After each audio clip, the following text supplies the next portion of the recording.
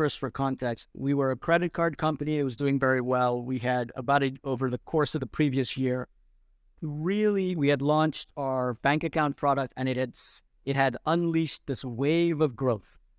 We almost, I think, tripled the number of customers. We had an engagement challenge. Those customers who were getting the account but weren't yet getting the credit card were struggling. We were struggling to get them fully engaged. We did two things that I think were very, very powerful in driving the engagement and the primary relationship and going after. We were pretty decisive about making a shift from being a savings account only, and we had a very specific and appealing value prop there, to being a transactional daily bank account.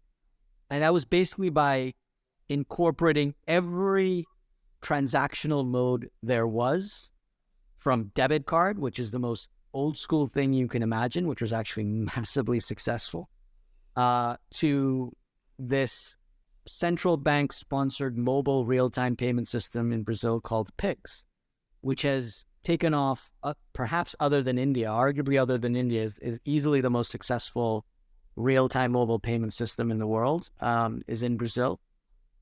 And we bet big on that, and we sweat every pixel of that flow for sign up, because customers were going to decide who was going to get those keys for their Pix.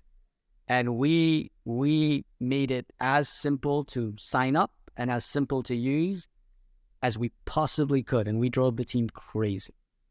That was one bet. The second big bet is we launched a secured card product in Brazil, which said, hey, we can't yet sponsor you for credit because you haven't yet proven the credit worthiness that would allow us to do so in an economically sound way. But we can help you get on that first ladder of opportunity by proving that you will pay off your credit card against a security deposit, which is a common product in the US, but hadn't been done in Brazil.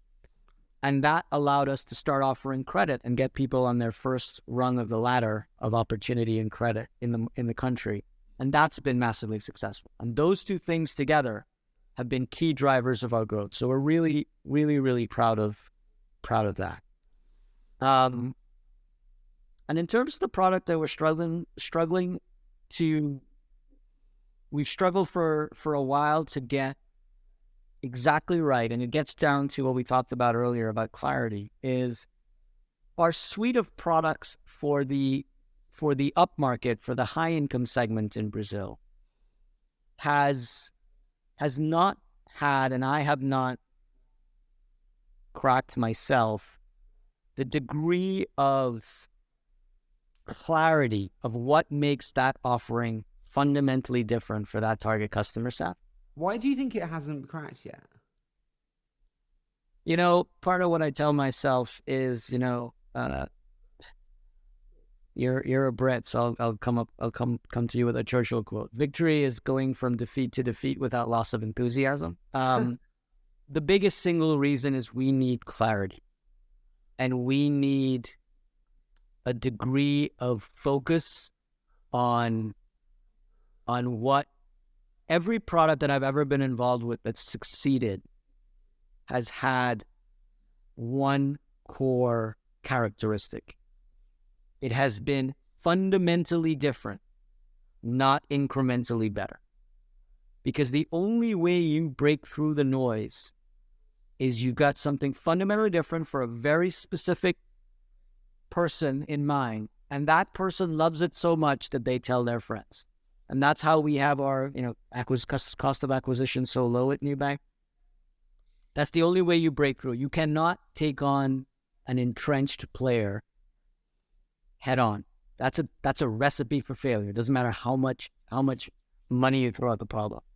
And so we've got to come up with something that's just fundamentally different with a clear customer in mind, and that's what we're working on.